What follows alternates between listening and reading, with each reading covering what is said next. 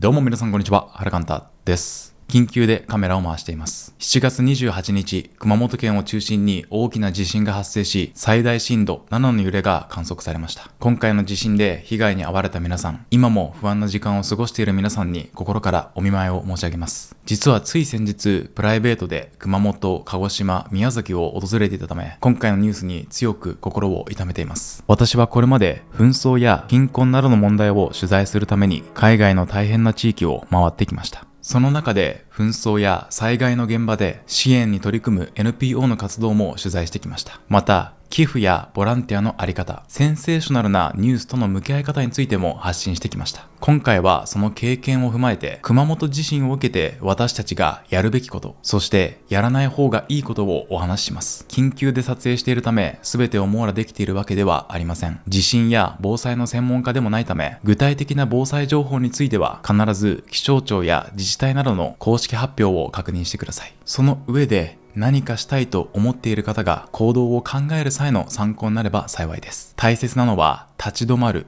確かめる、支える、そして備える、この4つです。1つ目、まず立ち止まる。大きな災害が起きると今すぐ何かしなければと感じる方も多いと思います。その気持ち自体はとても尊いものです。ただ発災直後だからこそ善意だけですぐに動くのではなく、まずは一度立ち止まることが大切です。私自身ニュースを見て何かしなければと思いました。ただ過去の災害支援について調べてみると、受け入れ先や募集状況を確認せずに被災地へ向かうことがかえって現地の負担になる場合があります。被災地では道路が寸断されていたり、救急車や支援物資を運ぶ車が行き交っていたりします。その中に一般の車が入れば救援活動の妨げになる可能性があります。また、自分の食料や宿泊場所を確保しないまま現地へ行けば、支援を必要としている地域の水や食料、場所を使うことにもなりかねません。熊本県の災害ボランティアセンターはすでに設置されていますが、各市町村での受け入れについては安全の確保や被害状況を踏まえながら進められています。ボランティアを考えている方は、自治体や社会福祉協議会が発信する募集地域、日時、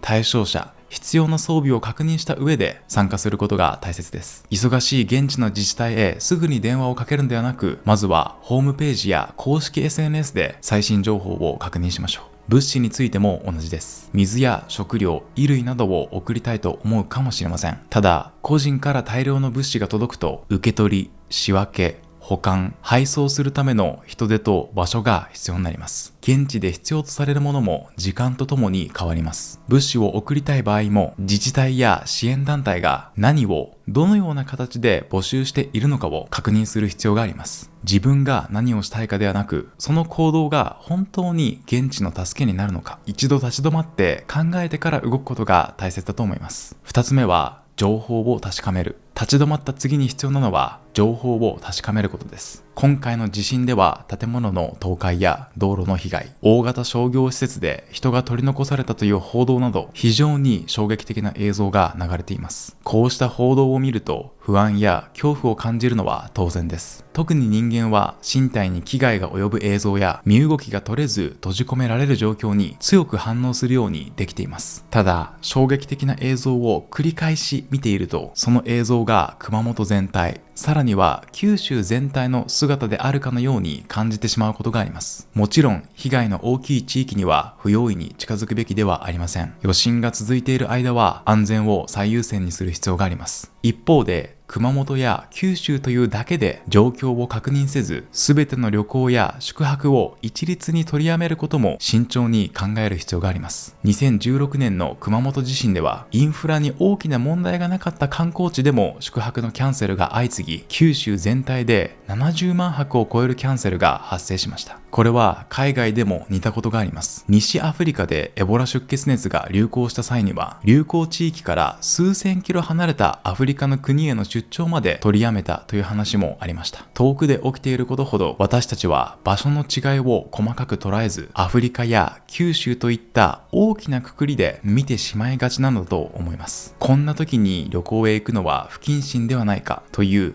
善意や遠慮が安全に営業を続けている宿泊施設や飲食店、地域の商店から売り上げを奪ってしまうことがあります。これがいわゆる善意の自粛です。旅行の予定がある人は報道で見た映像だけで判断するのではなく、交通機関や自治体、宿泊施設の公式サイトや SNS で確認し、必要であれば問い合わせた上で安全に営業していることが確認できれば、予定通り訪れることも地域を支える一つの方法です。被害が大きい地域には近づかない。一方で安全が確認されている地域の日常まで必要以上に止めない。被災地、熊本県、九州全体を一括りにせず、地域ごとの状況を確かめて判断することが大切です。SNS で情報を発信する際にも注意が必要です。過去の災害時には別の災害で撮影された写真や動画が今回の被害であるかのように拡散されたことがあります。しかも今は AI を使って本物と見分けるのが難しい画像や動画まで作れる時代です。大変なことが起きている、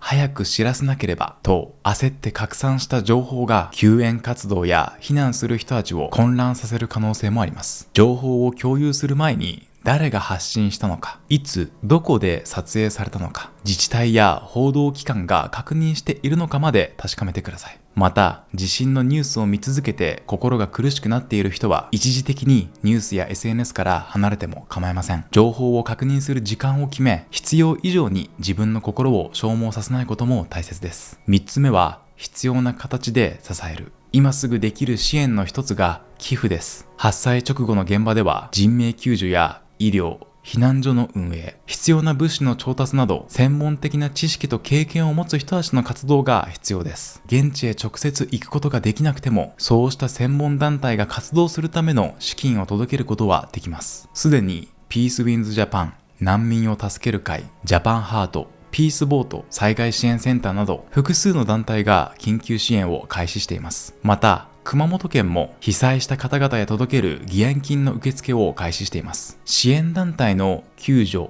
医療、物資配布などに使われる支援金と自治体などを通して被災した方々へ分配される義援金では使われ方が異なります。どちらが正しいということではありません。自分が何を支えたいかを考えて選ぶことが大切です。概要欄にすでに現地で活動を始めている主な NPO の寄付先を掲載しておきます。災害時には寄付を装った詐欺や誤った情報も出回りやすくなります。寄付をする際は SNS で流れてきた口座へそのまま振り込むんではなく、支援団体の公式サイトから申し込むようにしてください。4つ目は自分の備えを見直す。最後に、今回の地震をきっかけに自分の暮らしの備えも見直してほしいと思います。私自身、普段かなり忙しく仕事をしているため、意識的に立ち止まらなければ防災用品の確認などをずっと先延ばしにしてしまいます。自宅には水や食料、簡易トイレなどの防災用品を置き、定期的に見直すようにしています。また、避難場所までどのように移動するのかも事前に確認しています。何かが起きてから後悔しないために、防災用品の期限、避難場所、家族との連絡方法などこの機会に確認してみてください。誰かに手を差し伸べようとするのと同時に自分の足元も見つめ直す。これは海外で支援に関わる時にも日本で災害に備える時にも共通する大切な姿勢だと思います。災害が起きた時何もせずにいることへ罪悪感を抱く人もいるかもしれません。ただ大切なのは行動したという事実ではなく、その行動が